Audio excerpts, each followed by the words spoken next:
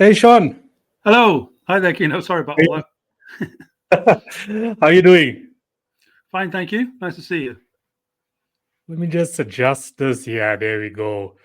Thanks, man. I was actually getting confused. Where about are you? I'm in England. England, right, right, Yes. right, right. Now I was very confused. First, I thought when you said 6:30, then I was like thinking, okay, is it my time? Is it your time? That's why I said 7:30. But anyway, here we are. Yes. International timings. How's Yes, it going, tonight. man? How's your day?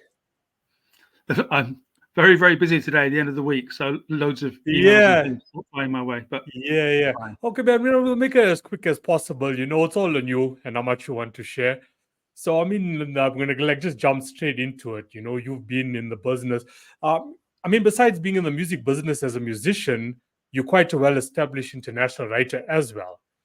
And I was actually checking out your Twitter posts and so on, and what you repost and what you um like actually advocate about. Let's use that word, advocate about.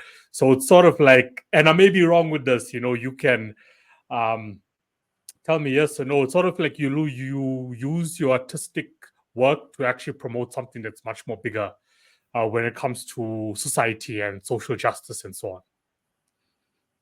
No, I think that's an interesting analysis. Yeah, I am first and foremost about the artwork, the things that I create, like picture behind me, and I like though to talk about cultural and political issues too.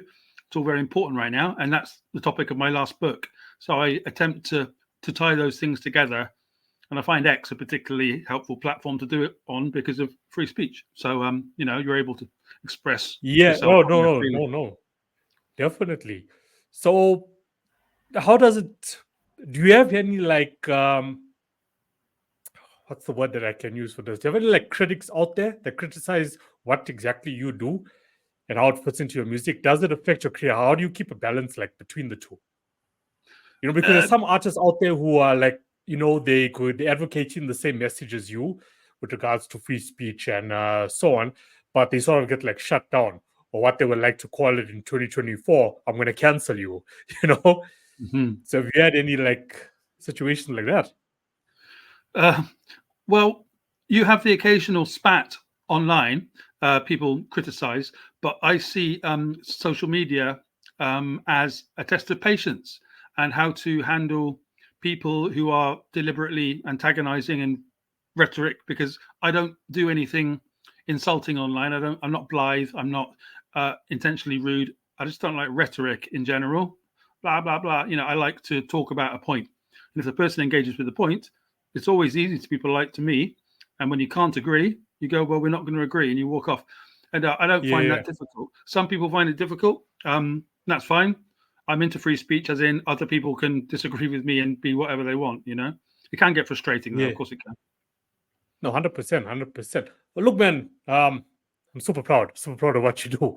Not many artists out there, any form of artist actually just comes out, and speaks what's on their mind, and is actually doing something, that supports, or gives justice back to people who actually deserve it. So big Mm. ups on that point. Big ups on that. So you started your career quite way back. Okay, before we continue, so how much time do you actually have? It's fine. I'm into it now, and the other things I've got to do, I can do afterwards. Right? That's life. It's fine. Okay, cool. Now we can try to push it, for 30, 45 minutes, completely up to you. So, Mm. yeah, just run us through, like, how did it start for you? Now we're just like touching on, like on the music itself. Like, how did it all start for you? I know that you've been releasing albums since like 2005 and so on. Like, when did it start for you? Well, when I was about 14, really, as I think that age is very important to lots of people. There's a spurt of growth of a kind of curiosity about the world. Lots of people I've spoken to, and I mean that's when it kicks off. And then since then, I've discovered I am able to work in lots of different fields. And what the challenge is to do them all with equal intensity as each other, so people don't just think you're the one thing. Because I like to do lots of different things. So lots of years in the music and trying to get somewhere with that, and how then the music industry changed at the beginning of the century. And I got an art degree at the same time, so it's like I got the art as well.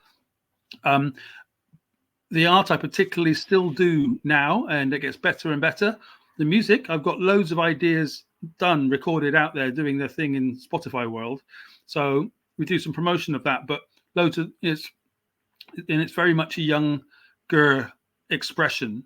And the older you get, not that I'm ancient or anything, but the older you get, the desire to express it differently comes more. And so I'm into writing now and art and things like that because they're more sedate. You don't have to tour and you don't have to do all that kind of associated things. So, but they're all the same language. And so Yeah. I was 14, went through lots of different phases, and now I've got 9 books out, and I'm doing art all over the place.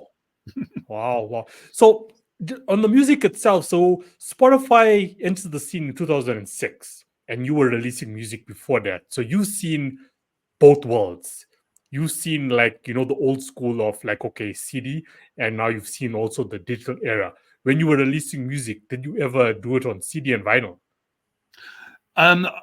The first sort of single that I was on was released by an indie company called Colchester Recordings in 2003, and that was as a CD. And so, but I don't know how they did it. They just banged it out, and it's like, oh, great, I want a CD. That's nice. That's a one off the bucket list. And then the industry was already struggling under Napster, change. Yeah. So I have never seen the 90s Elton John Oasis career sort of making stuff of rock, and I'm happy about that because I don't have those expectations. They're all heartbroken older people going, where's all that gone? I've never known any of that. I just make, and I respond to the tech when it comes. Not that I necessarily use it, but I know what a platform is. And what I find interesting is to try to get whatever's happening algorithmically online into the real world. I love that process. And so either that's a book into your hands because you've ordered on Amazon, or a song that you're hearing live, or that you're listening to in your car that's done. I think it's a lovely process. So to bring things out of the online world into the real world. I'm an artist in that. No. Yeah, definitely.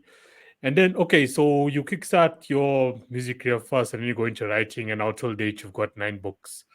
Have you ever like sort of like, I know like there's a lot of ideas that come up where guys actually like, okay, we're gonna release a book and we're gonna complement it, with our music as well, some way, some form, to actually like promote it.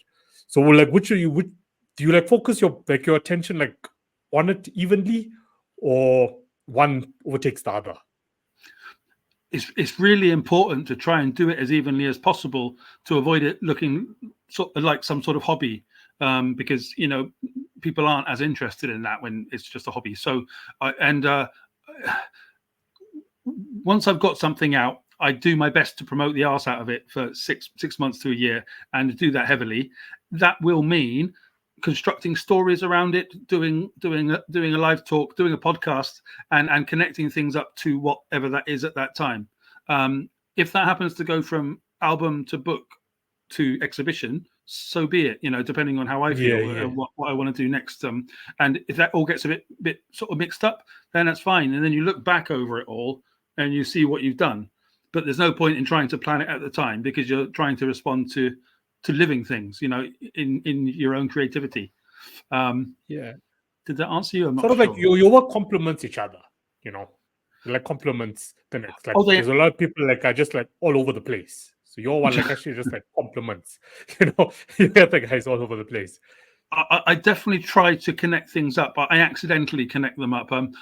I find that I've got a picture that's called A Delicate Balance of Reason. I forgot that I'd named it that 5 years ago, and now I've got a book called that done last year, and I think there's a poem called that somewhere too. So it's like, but there's a lot of material now. There's over 500 poems and a lot of art. So I don't keep up with it like a librarian. I'm just aware of what's there, and these ideas come into my head, and when they stay around, they should be used at some point because they probably have a meaning to somebody else as well. I don't just produce for myself, it's also for the audience. It's a download. So all your work that complement each other, what's the like most important and most critical message that you're actually pushing out? Like what's your signature when it comes to it all? Wow, that's a hell of a question, Kino. Good one. I think the last two books I've done, 2023 was Compelling Speech, The Stammering Enigma.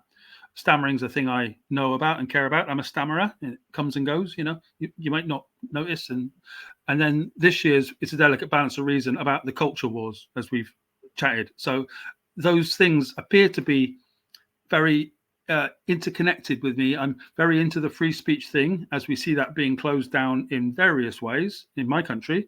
Don't know about yours. And in America, there's all kinds of problems with this. And I come from a left-wing past in the last century. Now I'm very much in the centre because the left has become so very strange. I'm not saying I'm not left-wing. I'm not having a go at any of your other viewers. It's a very strange place now.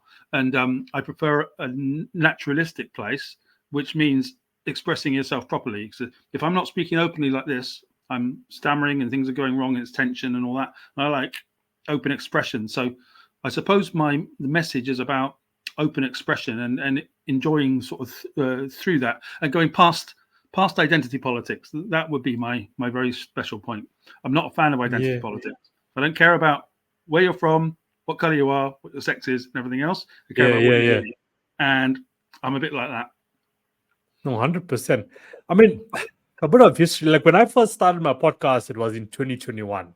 And I also touched on various topics, and politics was like, one of them, not just like, in South Africa, but, globally as well. As you've mentioned, the States and all the chaos has unfolded, over, give or take last 10 years. But I guess it's been unfolding for a long time before that. And then, then I finally made the decision just to keep down to the music industry. But I am quite interested, like in politics, like just with you, like I don't fall under any left or right. There's no red or blue. There's no specific party that I support in South Africa alone. My views on it, like I'm passionate about the topic, but I also try to be pragmatic as well. As in that if I believe in free speech, yes, we all need to express ourselves. And we need to stand up for things that we really feel passionate about and that we write about.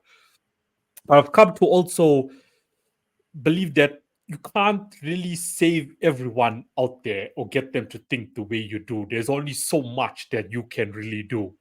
You can go out there and you can release the music, you can publish the books, you can do the Medium articles, you can keep up with the daily, weekly, bi-weekly blogs, and get out to people. But it's like there's a silent majority, but they're just not actually like, fast enough on like really believing in themselves enough to know that, look, I came into this world and I'm free. I can do what I want with my life and I don't have to be dictated to on which way I actually need to go, whether that dictatorship is coming from family or friends or who's the most popular group or most popular political party out there. That I can be wherever like I want to be. And it's like people are just still stuck. So then I just like became pragmatic, like, look, if I'm really going to make it in this world doing what I do and doing it on my terms, I need to step aside from politics and not bring politics, into my podcast or my life or my person, even though I love to talk about the topic. Hence why we shouldn't stop talking about it, you and I. Yeah, it's a good topic to talk about. So do you ever get those sort of frustrations where like, look, you're getting out there, you're trying to get a specific message through to people and boom, it's like a roadblock, you're just like wall. I'm talking to you, but you're not hearing to what I'm saying. And then a couple of months down the line, it's the blame game. Now we want to blame the politicians, want to blame the government. But us as a society, we never like take action or take accountability for our lives. Well, there we go. I mean, it's the problem with this is that tech and politics have come into the personal sphere in a way that wasn't there before the internet. And so people of my age who remember before and are living through it now are much more critical of it and more sort of, I know what you're up to, than the young generation, where it's completely natural for them to get boxed into a corner and then fight their way out. But for me, I'd prefer to just look at everything and look at the subject and what you're saying about that, what you're saying about that. Does that stand up? Does that make sense? Do it in an academic way, So you can kind of, and then people think you're being a smart ass because you're doing that. You're not being a smart ass. You're just looking at something objectively, and that's the problem with the subjectivity of culture we've got now. It's about how everyone feels about what's going on. And in the old days, that didn't matter how you felt about it. It's just what it is what matters. So we can say that if you feel like you're a woman, then you're a woman. And then we have a whole new era of being. And we're all kind of trying to, for example, woman, there's many other things we can go with identity, right? And then before you know it, all of the terms that we used to have are burned. There's no agreement. There's no common ground. If that person insists on carrying on their identity being more important than their actual personhood, then it's difficult to have a conversation. That's what I find, and that's where the generational part's coming in. And so all of the youngers are going to look at this and go, yeah, they won't say boomer, I'm not that old, but they'll say, yeah, person over 40. Just in their minds, And I'm not being. I know not everyone is like this of any age. Loads of old people are super wacky, and loads of young people are much more traditional than they're allowed to let on. They sort of kind of tell you quietly, oh, I know what you mean. And all you can do is go out there and keep being honest and be kind, but not in a sympathy, be kind or else way, which is what they do these days. That word's lost its lost any meaning. Kindness. Yeah, I guess on the other side, even though like I have that sort of view on society, it's harder to get them to really understand. But I mean, you are just very diverse, and what makes sense. But the world is becoming more, there's more consciousness out there now, never before.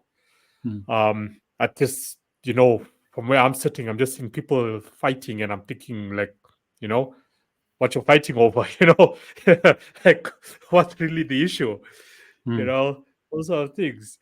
So I mean, you're in a very interesting position right now, in the world, like people will maybe not know that yet, but from where I'm sitting, it's a very interesting position with regards to like, your people and your followers. And so have you ever thought for yourself, like you started off as an artist and so on, you've done your books, but to actually like get into politics itself as a politician?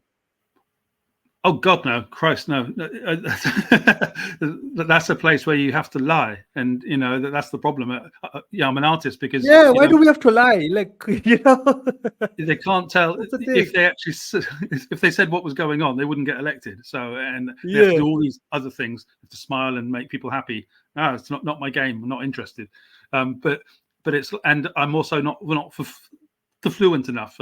If people picked up on the stammer, they'd be like, oh, you see, he doesn't know what he's talking about. Like, whatever. No, I don't know what I'm talking about. I'm not actually bothered by power. Power is very important because it controls loads of different things. I understand power dynamics, and they're everywhere, but they're not everything. Spiritual life has nothing to do with power. Being in love, the love you have for your children or your dog has nothing to do with power. There's lots of things that aren't about power, and having a paint pot in my hand and doing a painting has nothing to do with power. So it's like those things are actually much more important to me. But the power dynamics exist everywhere else. And online, they've jumped in to what used to be a very hokey kind of business place of like kind of nerds chatting. Now it's just become everybody. And when things like, just to give you like the Democrat Party in America controlling young white liberal women under 30, so they're all voting for them, and everybody else is voting for Trump and the Republicans. That kind of social divide is unsustainable, and that's a power dynamic that's got to be commented on some way or other. Just for example, and that's the world of politics by accident. Culture and politics have gone like this, and people don't like to talk about it because they don't really quite. And that's a good thing about being my age, is that you know where you are, what's going on, because you've seen it turn into this. Like people love to get told what to do, they don't want to do what they feel like doing. Politics is all about divide and conquer, is what it is. But I just also feel, and this is the first time like I actually spoke about this topic on the podcast with the guests. Like I feel this is how the world works and how the world really works. Okay, one thing I did say to a guest a few weeks ago was like, there's the news and then there's the real news. This is how they tell you the financial system works, but this is how it really works.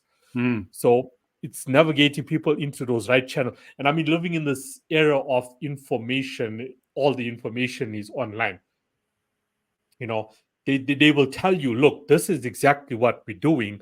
This is the people attention is focused there. It's distractions. Day by day, we just being distracted. Yeah. So when it comes to sport, I mean, even with music, I mean, there's controversy with music also, and artists who, follow political orders, built by design. There's a specific agenda because of artists, say I'm going to just put a ball figure out there. Like, say I have 2 million fans worldwide. Cool. I can tell them to take one shoe off and walk on one leg, and they're all going to do it. That's political power. That's the power of, art.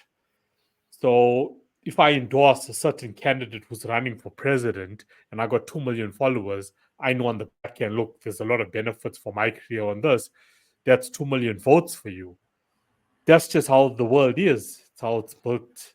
And unfortunately, because you're in love with that artist, whoever that artist may be, can be Sean, can be Kino, can be whoever. No, because Kino is moving with this specific political party, so am I. Mm-hmm. It's a mess. I think what I'm trying to get to here is it's a mess. It's It a is. complete mess. So is, and it always has been. It always has been. yeah. So it's a different kind of mess now because there's 8 billion voices with an amplifier. As you say, though, when you have the 2 million followers, it's a bigger amplifier. So that's when they start to take notice and it becomes a power tool. And the legacy media are terrified of alternative and social media. And I don't think that's a bad thing. I think that's a very good thing because the more voices are available, the better. Of course, insight to violence, never good. We've had a lot of that in Britain, that story over the last month or so. It's been gnarly. Some people sort of had gone to prison for it. Donald Trump over, for the last couple of years, all that controversy just to have him put away because he's popular, and this happening in every country in the world. And the Arab Spring, kind of closer, between you and me there in North Africa, that was major 13 years ago, and it made good progress if you think that progress is good. If you don't, it was disastrous progress, and so the subjectivity is that someone's going to get hurt, and it depends which side you're on. And identity politics, sort of bringing it back there, has been exploited madly to indeed keep us apart, and also that to then build up those power bases, whichever they are. And I will always attempt to get through that, to the other side of that, which stops me being. If anyone ever accuses me being right wing, it because of the people I follow are very honest, and often honesty and the right wing can go together. So there's something about it that I like, but I'm not that because I'm not nationalistic and I'm not fierce. I'm just I like reality, and you can't say reality is right wing. That's not. Well, that's what they say. That's what they say. I guess look, everyone is entitled to, their opinion, and you can accuse Sean of being right wing or Kino of being left wing, whatever, then it's cool. Don't like me. It's irrelevant. My life is still going to continue, whether you like me or not, or my beliefs or not, or whether you see the logic that I'm actually explaining to you. Like for me personally, I followed Donald Trump since I was in school. Not sure if you remember the show The Apprentice. Sure. Anyway, yeah. So like that was the first time I ever came across Donald Trump was The Apprentice.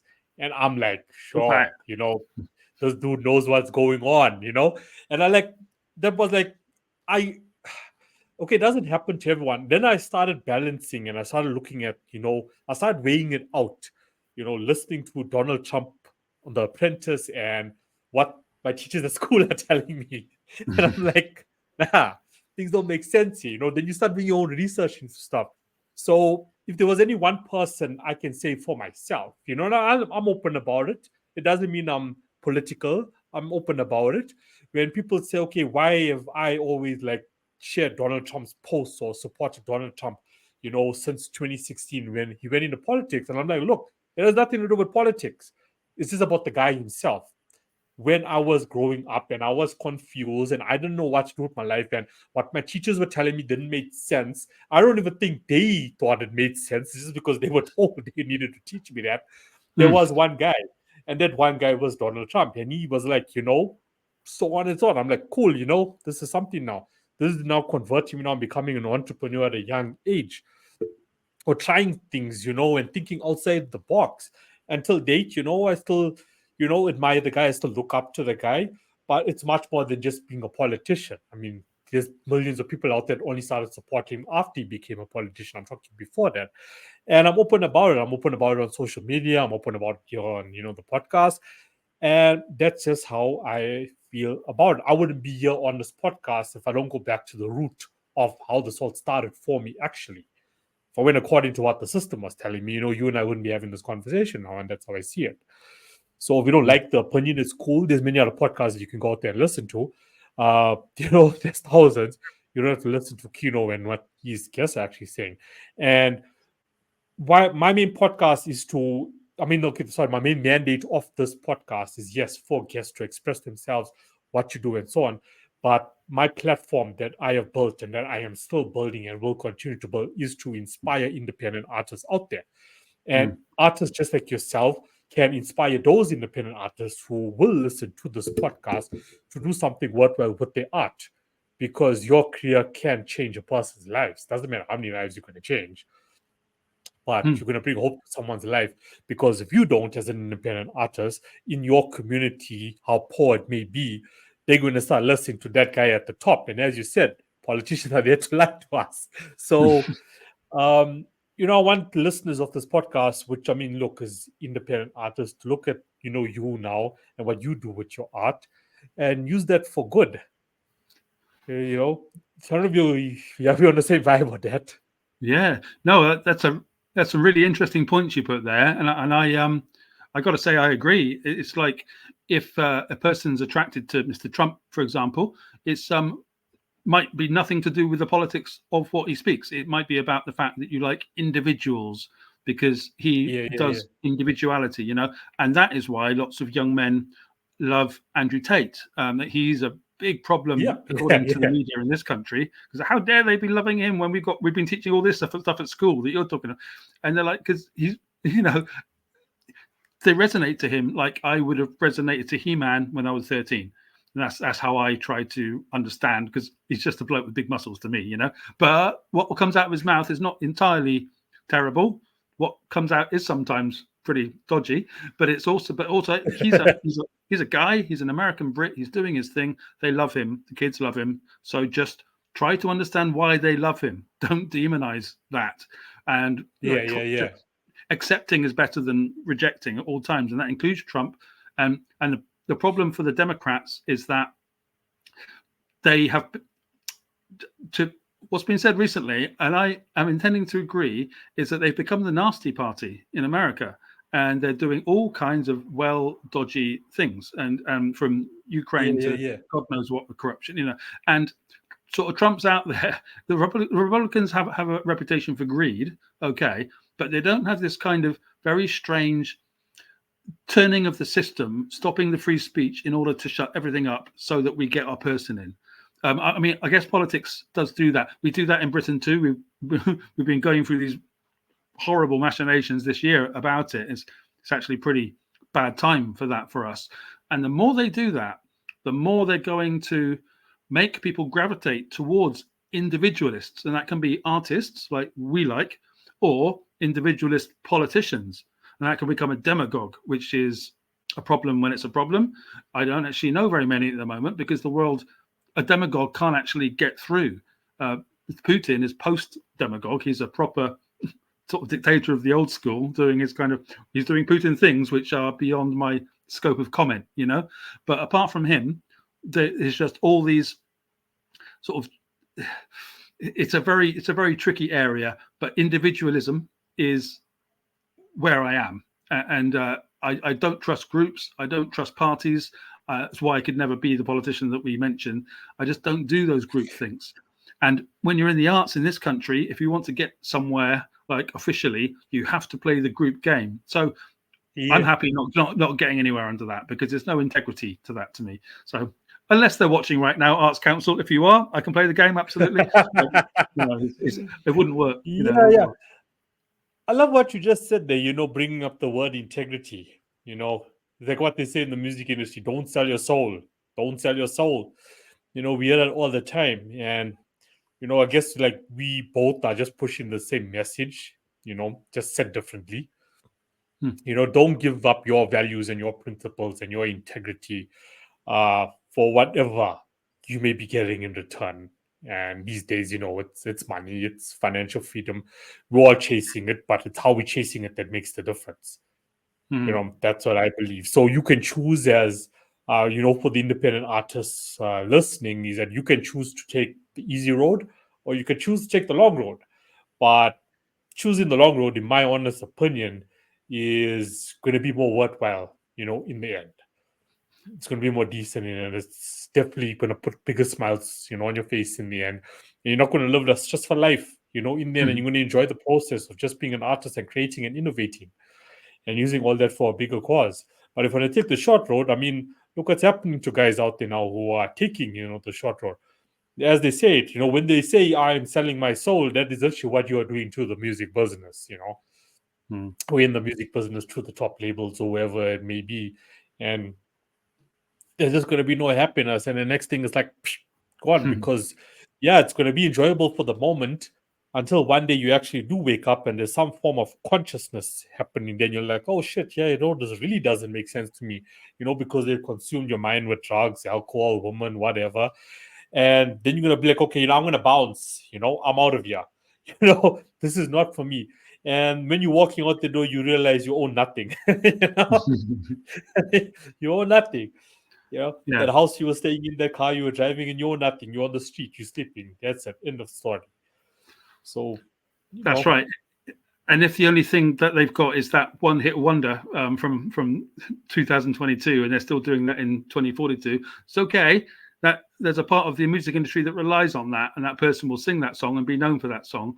That's just not for some kind of artist. It's not for some people. I've never had that song. I don't think I ever would. I wouldn't want it. I wouldn't want that kind of an albatross around the neck, to always have to sing that song, and that's what you're known for. When you do loads and loads of other really weird, interesting things, I'd rather have loads of weird, interesting things and have a job that I do to support that in other ways than have one hit that defines me, which I not hate, but I feel that doesn't represent me, And also, as you were talking there, I had another thought about when you sign to a label these days, that is intricately connected now to tech. So it's not EMI of the old Universal sort of. It's all now about tech. And with your PR agency and your management, if you don't say what they politically, socially think, like say they're net zero and they're all be kind and they're into the climate and they're into identity politics stuff. And if I sort of turn around to EMI and say, I'm not interested in any of that, and I'm going to go out and attack that, and say, right, we're dropping your contract. I would never be able to live. And there are loads of artists like that. I get in my DM inbox all the time saying, I love what you're doing, Sean. I'm like, well, I've got nothing to lose. I'm not coming from some millions of sales, got a few 100,000 streams, but it's not that, so there's nothing to lose by telling the truth. And that's, I think, that if there's anything we can tell your listeners, there's definitely that. There's never anything to lose by telling the truth. I mean, you have just now unveiled how it really works, or we have just unveiled, how it really works. Because if you are still pursuing to, gain a record deal and not remain independent, that's exactly how it works. The moment you sign that contract, they are going to dictate how you live your life, what you say on social media, what you do on social media, where you go, who you support, all is going to be dictated to you. And as you said, if you don't, okay, we're dropping the contract, but guess what? We own all of the masters and we own all of the songwriting. So you are leaving here with nothing. Yeah, that's exactly how it is. So you can go out in the world there and you can preach, but you live with nothing. And then it's going to become so demotivating to get to sort of mindset or a level such as yourself, because you're already coming from just bad. It's like on the way down and you're never going to find it. But I mean, if you go in the right way like you did, as you said, got nothing to lose. Absolutely nothing to lose. Nothing to lose. Like, not to be remembered. Take away from right. Yeah, keep it real and keep going because you enjoy the thing itself, right? As you're alluding to, and then eventually it'll bring its own the identity will pull itself through. I don't think I've ever been comfortable defining what I do, and I rely on other people to tell me what they like best about what I do. That's enough for me, because I do a lot of different things. So if they like the song, great, and if they like the painting, on the whole, it's the paintings they seem to like the best. It suits me, Okay, we'll see where it goes. And in the meantime, Yeah, I've got yeah, other yeah. things to do to pay the rent. So like just to conclude on the topic of like politics, where do you see the world itself by 2030? 2030 Yeah, is a 2030. meaningful date. Um, Is it why I say 2030? It's come up, on certain channels, the news that I actually do listen to. It's a key year. It's a key year for the year. I mean, for the whole world, globally. So, what's your thoughts? Where do you see the world in 2030? at the risk of kind of giving into the self-fulfilling prophecy and mentioning it, but now Mr. Klaus Schwab has said that he wants the reset, the Great Reset, to be Yeah, completed by 2030, and for us to be basically a worldwide 21st century version of communism is the best way of putting it. Eating bugs, living in 15-minute cities, being kind, owning nothing, living on social credit rather than money, and possibly being of no sex. I don't know, of being a hermaphrodite, but I think that's a bit of a way off, maybe. But all these things, which about everyone being happy together, not having any divides between people, and just going, they're a human being, and that's enough for me. And what I've learned after 30 years of them trying to do that in this country, in Britain, is that this trying to make everyone the same is a bad idea. It's a good thing to celebrate people's differences. Don't attack them for those differences. Enjoy it and enjoy your own difference from that. And you can to celebrate the history of your country and the history of your race and all that, and celebrate the other persons too. The problem with all this is religion, and I don't know what Klaus Schwab has to say about that. He's quit now. He's resigned, so his plan might not work. All the countries of the world, the globalists, are trying to make that happen because they've got lots of money invested in it, and they're going to try their bloody hardest, and they're going to try to stamp down internet media talking like we are. So whilst we can, I'm not saying it's absolutely evil. I'm just saying it's what they do, because I don't like to say good and evil about anything. I like to say doesn't matter how I feel about it, it's what they're doing. And he said in his book that's what he's going to do. It's not a conspiracy theory, it's a political declaration. So it's yeah, like, yeah, what do you want to do? Do you yeah. have your own integrity as sort of South Africa going forward, as they say, or Britain going forward? We did Brexit, which was quite weird, amazing. And the struggle in America, the world's flag-bearing country for freedom, is like always in this fascinating are they, aren't they, with Donald now and Kamala. And Kamala is a DEI hire. And I'm afraid to tell you or your viewers, I don't like DEI. I think, it's people should get their jobs based on their merit. And if you got it based on your skin color or anything else, you're never going to be very happy about the job you're doing, especially when other people go, yeah, you only got it because of, no, it's not. It's because I'm the best at this job, Yeah, So I'm yeah. not a fan of DEI, I'm afraid, but for those reasons, not for any other. Yeah. I guess every country has the same issues, once again, just spelled out differently, Hmm. said by a different person. Everyone has like the same issues. Yeah, no, I sort of agree, with how you view the world being like, by 2030, you will owe nothing, you'll be happy. We will have CBDCs, currency will be digital. You will be granted so much for a specific period. If you do not use it, it will be taken away. It's a reality of how the whole financial system is actually working now. Um, the dollar will crash sooner or later. I do believe some things are planned, planned way ahead of time. That's just, my opinions, that I'm just sharing, out here on top of this conversation. And the next couple of years is going to be quite interesting, to say the least. People thought that 2020 and COVID and what's happening with politics was just a phase. For me, it was like the start of something huge. And the sooner you can get on top of things, like what you do, what I do, whatever it may be in your personal capacity, now is that time to actually get on it. like we could go back to Andrew Tate, what he preaches about. As you said, some things make sense, some things don't, just like anyone who talks. But there's a lot of things that make sense when it comes to the Tate brothers, from my personal opinion.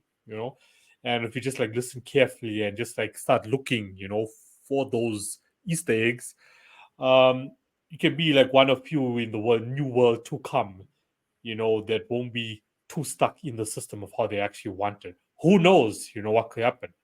Will the world become conscious enough to actually be the majority and overtake it all? But once again, people can call me a conspiracist or conspiracy theory, what I'm about to say. The day you come into this world now, one word you mentioned throughout this conversation was like emotional. We're living in such an emotional world. We don't know what is happening to newborn babies when they come into the world now. What is getting injected into you now when you come into this world. We don't know what's getting injected into food these days, into the water, anything that you can consume, you don't know. What is the source of control to make sure people always stand in line? It's crazy. Yeah.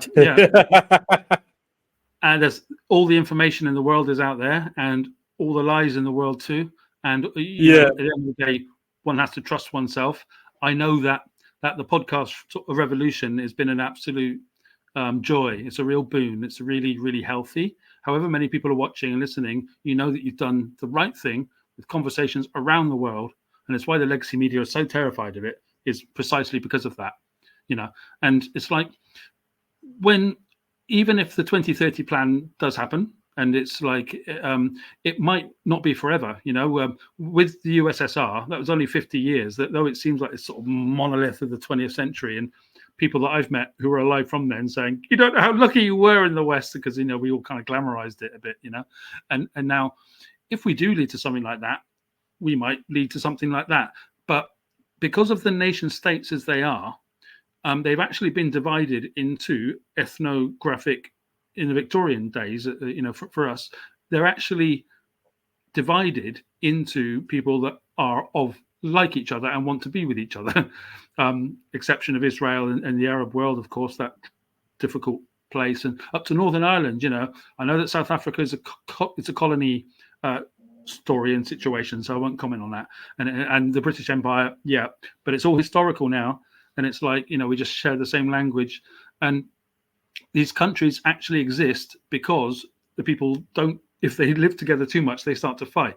So if they try and do this, what the risk with the left is always genetics and naturality. You are who you are. I am who I am. To fuck with those genes too much is absolutely ridiculous, because you'll get some sort of there's no point. When the genes have it all encoded, it's all perfect. And we are so much genes that people ignore. We're like, as far as I'm concerned, we're like 90% gene driven, and the 10% the environment and the learning comes in too. It's not entirely genes, but a massive amount. And that's ignored by the social theorists, because they're all like, it's all your own decision. Like, there's no free will, and it's almost all completely genes. So if the resetters ignore that, it's at their own peril, because it's just going to fall apart again, because you cannot stop the individual human for very long. And if you do, you can just kill them all. So there's that. But if you kill them all down to 500 million, like they might want, inside those 500 million, however mixed race you get them and to be androids, they're still going to have a core of humanity that goes, no. So it will just be a different being doing that in 20 years' time, That's a very dystopian vision I've just given there, but anyway. I guess the one that's saying nope is going to be called a rebellion. Yeah, you're a rebellion. Kill the rebellions. But the entire subject. I was wondering. Sorry. No, go on. You go. Go on. No, I knew that our conversation today was going to unfold this way. Especially when I was viewing, like your ex profile. I'm like, it's definitely going in this direction. But it complements. It complements. As I said, this must give meaning to an artist's life now. There's two ways you can go out there as an artist, especially if you're starting off. You choose which way you want to go, which one you're going to be able to go to sleep with, and is going to keep your conscience clean at night. because you can really make a difference. Sometimes as artists, we look at the macro of things, want to be with the guys at the top. Okay, cool, fair enough. But it's a and this is now coming just from my personal experience and the guys that I consult who are coming from like the lower class and like the poorest communities that there is in South Africa, but they are extremely talented. And now it's up to guys like me and us, using this podcast and these channels to go out there and assist them. It's like, okay, instead of looking at the macro, look at the micro and look at what message you can do with your artistic work, whatever it may be, just to make a difference in your community of 100 people, you know? Mm-hmm. That could be huge. That could be huge in the long run. Just looking at that and focus on that. Yeah. So take it from there. You're not going to go out there. I'm not telling you to go out there and, run for president now as an artist. But no, if you can make that small difference and help people there to really understand and get themselves together. I mean, if you really look at it, that's what I tell the guys all the time.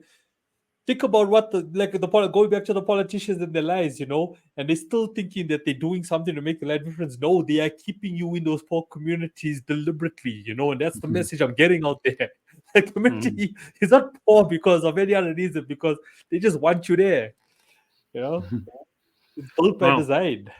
So you need to have that wake up moment, that spark, and stop going and standing in the flipping lines to vote, thinking, okay, they're going to do something extraordinary for their community, is going to make it better. No, they're not. It's up to you. Take charge of it. That's what's up. Do it yourself at the time that you're still able, because you might not be able to for very long. Is what Exactly. That's not saying why you can't. So let's just say you start doing it now in this keep it. Say over the next 3 years, we're going to see fireworks after November. Okay, I'm not talking about celebrating. This is going to be people celebrating, but there's going to be a lot of global fireworks after November this year, after the US election. So, people out there, artists out there, just need to start preparing themselves now, start working on those key projects, whatever it may be, starting now. That's just, my take on it. But I mean, this has been wow. Yeah. Yeah, it's a bit different, isn't it? Both of us. Yeah. All artists, if they're up for any sort of advice, is just do it. Do whatever you think that you should be doing. If you like it, great. And if no one else does, doesn't matter. Just do another one. Get your collection up and just keep going on with it and seeing what you can do next. Don't always repeat yourself, and just see which little part you can push it onto, whatever that be. Do a new chord in the new song or a new color in the new painting, and just go on like that. That's how I do it, slowly. I'm a slow kind of guy, though, but I'm happy doing that, Eventually, exactly. Yeah, we all got our methods. It's like, okay, billions of people in the world. My audience, and I'm just talking about now, okay, I'm going to use music as an example. So I release a track, but I'm expecting, just because I'm a fan of Rick Ross now, for example, or Taylor Swift, that I am going to now, those fans are going to become my fans. Whatever I have to say, lyrically, there's an audience for that. Your audience is out there. You just need to find it. Stop worrying about, Kino's audience or Sean's audience. My audience is out there. So it's just about me going out there and finding my audience, and using the data available, for me, instead of chasing other people's audience to actually, just make it. Yes, absolutely. Couldn't agree more on that.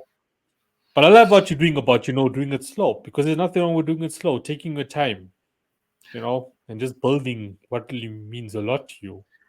It's a long game. It's a long game, and whatever happens this century, it all isn't necessarily bad. And we're going to be on here for 80 years. So just I'm never going to retire. I'll be doing this until I drop, and who knows what that work will be by then, or if we're allowed to make it. I think that's what you're indicating towards. Well, too controversial, Kino and Sean. No more of that. To sum that up, it's just love what you're doing. Love what you're doing. Yeah. That's what matters most. Exactly. And it doesn't even have to be about creativity. That can be washing dishes if you do them well in a restaurant that you love. That can also be what you're doing. Whatever you're doing, do the best at it. Yeah. So with your art, the one in the background, do you you sell it? Is it in galleries? I've sold a couple over the last year, but they're not officially for sale, because you start to feel like a a prostitute. I don't know how to put it, but I don't. If anyone came up to me and said, "God, I love that. I'd like to buy it," I was like, "Well, we can talk about it. If you've got £1,000,000, But I'm not out there flogging them, no, because I enjoy doing them too much, and I'm not that big either. So it's like we'll see as the exhibitions go, and as I make more and more of them, and as I run out of space, what to do. I'm thinking about that now, getting another space because I've got quite a lot. So. But I've got a Saatchi Art page. If your viewers want to go to Saatchi Art, it's an art platform, and look at my name there, Sean BW, and they can see my other work on there. That'd be nice if they're into it. Okay, look, I only upload, so I do the recordings on the Friday, and then I do the uploads on the Sunday. So between now and tomorrow, you can send me like all the links that you would love to have there for people to go check out your work, wherever. Of course, the usual is the like Spotify and so on, music related. But anything further and above to that, please send it through, and I will add that in the description. Also promote that. People go check it out. So like, I'm not okay.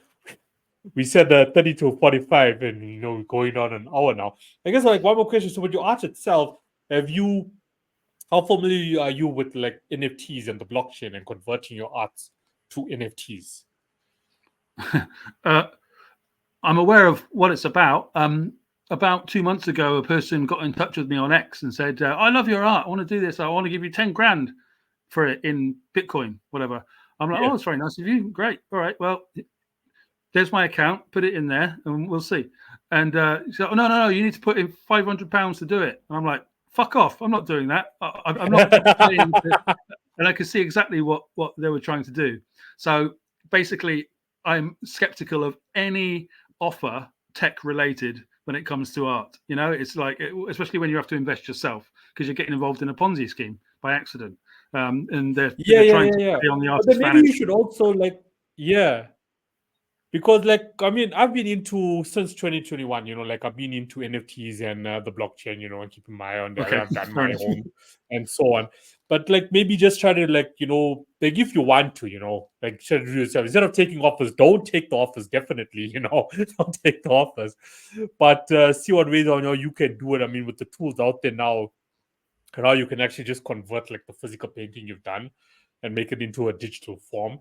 And then, go into markets such as OpenSea and, just run and control it yourself. Don't do it with anyone else out there. It's interesting. I've got one on there because this person asked me to do that. So I did it and I could see those. And so it was this one and another one. I turned them into an NFT, put it on there. And it's just like a little picture of your painting. And I know that the person can own that thing. And then it's based on hype about which person wants to own that thing out there. And that's just the art trade in a microcosm, really, isn't it? And great, if anybody wants to go down that line, they can. I prefer the physical object, the thing that's behind me, but I'm an old bastard. So I'm like, I'm very happy if you guys can get that economy going, because I know that it isn't an economy. It's just everything I've seen so far has been rip-off related. So I'm waiting for it to become more mainstream, I suppose, or rammed down my throat. Yeah. Well, look, man, I got so much respect and love, for the old school artists, I guess, in the drawers and so on, because now we're also living in the era of AI. Look what AI can do now. A single prompt, that's it. Okay, you got $1 million piece. It's not art. The art's in the human being, so they can try as much as they want, but people are going to spot it. It's never going to take over. Yeah, it's true. With music or with the drawing itself, because there's no storyline behind it. There was a discussion also had between, look what's happening with AI music now. They're taking over. It's coming with a boom. There's heavy investments. Each week, there's a company getting like this $100 million, $120 million, crowdfunding that's going on there. But what it all comes down to is that AI music will never take away traditional music because there's no storyline behind AI music. There's no emotional, effect. There's no emotions behind it. But what I tell artists now, and it's not taking anything away from, that, oh no, that Kino is involved now in what's happening with art and, all the fake shit that's actually going on, is they keep a balance. Keep it traditional, but have a ear on what's going on. Just on, explore. just explore, what's going on, where it's going. Yeah. Just so you're in the loop. You don't want to wake up one day and it's like, what happened? You know, Mm-hmm.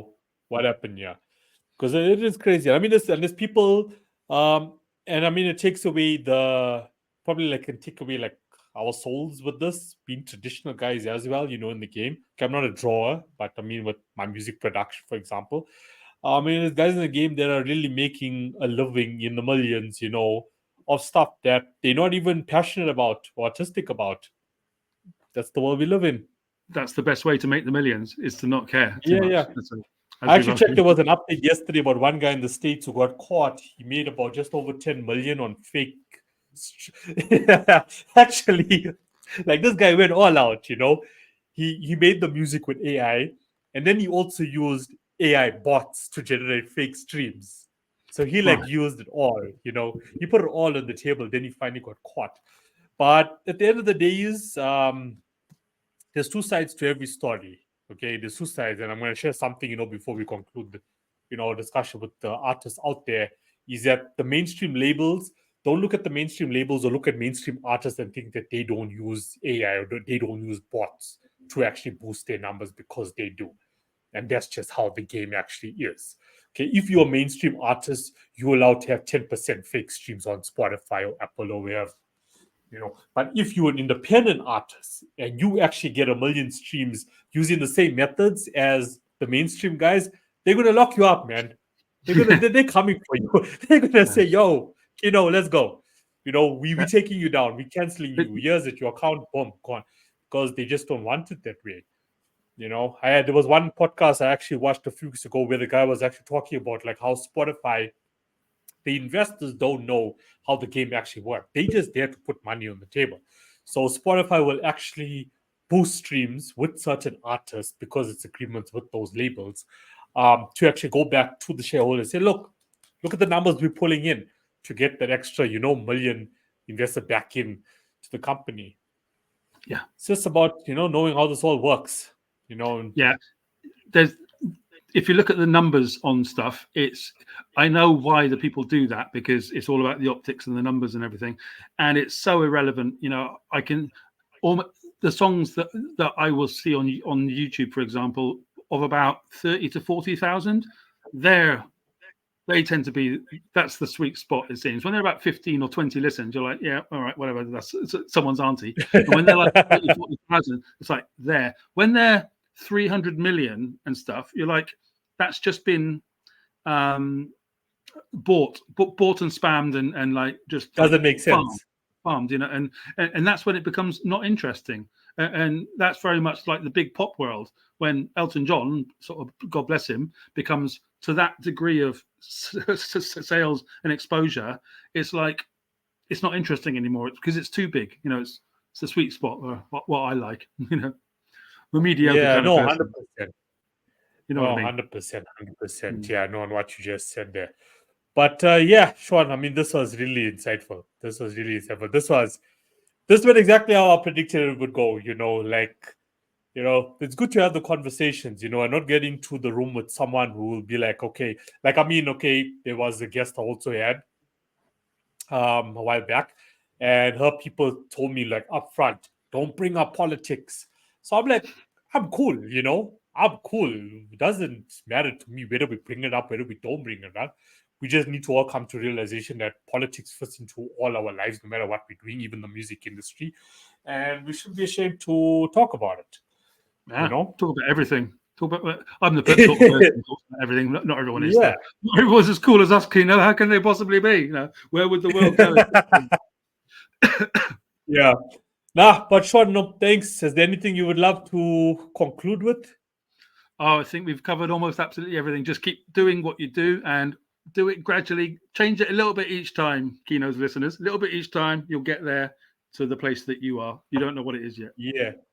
Yeah, we can only go in steps, We can only Right. go in steps, It's the crawling, it's the walking, it's the running, it's the And if sprinting. anyone kind of offers you this, take a long look at it and go, no, thanks. No, you're all right. But not for me. Or at least use use what, God gave you. Like, just think a bit, think a bit before you, consider just taking up the offer. But look, I mean, it's become so bad, like financially bad out there for a lot of people these days that they feel like, look, there is no other option, I might as well just take it. I need to feed my family, whatever the case may be. And that's the crime. That's the crime excuse which people have been using for 500 years. yeah, Sorry, I yeah, had to go rob that bank because sort of like a lazy excuse, an excuse. Yeah, that's and I mean, look, being an artist, being an independent artist in the music industry is not easy, especially financially. Like you have to self-fund yourself, and yes, as you're moving along this process, you're going to get people that will say, "Okay, look, I'm going to support you with this." And if you're lucky enough to have parents who are going to support you or family, whatever, it's cool that they do. But like to the artists out there who are complaining, okay, look, I understand that you just want to concentrate on your music, you want to get into studio, and you want to do your thing, you want to lay down the lyrics on this beat, and you want to get it out there. Cool, no problem, we can do that. But if you're also financially battling, as we said, that's the lazy way out to say, okay, no, I'm only going to depend on that. There's so many side hustles you can create around you. I've done it for myself personally. You create it around you so you can just concentrate on the music. But if I'm going to come out there and say, oh no, I'm just going to sell the next deal that drops my table, even though I know I'm going to be selling my soul, knowing that, okay, there's a long route I can't take, then, that's on me. So as you said, it's crying, oh no, this and that. That's why I'm taking the deal. There is other alternatives. That's why like I mentioned lazy on top of that, because you can have 10 side hustles and still finance your music business. You can. Yeah. It's been done before. A job. You can have a job and you can do the art at the same time and just keep doing that. And that's what pretty much every artist that I know. I guess we've done both, We've done both. You see. But I also did both. I also had a job at one point. COVID here. Before COVID, I was like, okay, cool. I'm just going to do 50% of the job, 50% of my music. And then COVID hit. Then I was like, you know what? I'm not going to go back and work for someone. Let me just create a few side hustles just to finance, just to get into this COVID period. And I did what I had to do. And look, it's brought us here today. So anything is possible. Very true. Anything is possible. Very true. Like if you could survive the last 4 years, you can survive anything. That's me. We can only imagine what the next 6 are going to be like. But hey, it's fine. That's fine. Exactly. No, 100%, 100%. But yeah, Sean, look, this has been really good. This was an exciting conversation. This was a really exciting conversation. It's great fun. Okay, so yeah, just send me through all the links, that you would love for me to share, and I'll put that in the descriptions. And once it's uploaded, I'll share it. I'll send it to you. Will do, man. Brilliant. Yeah. Okay, cool. Thanks, Sean. Okay, enjoy your weekend. Bye. Cool. Bye-bye.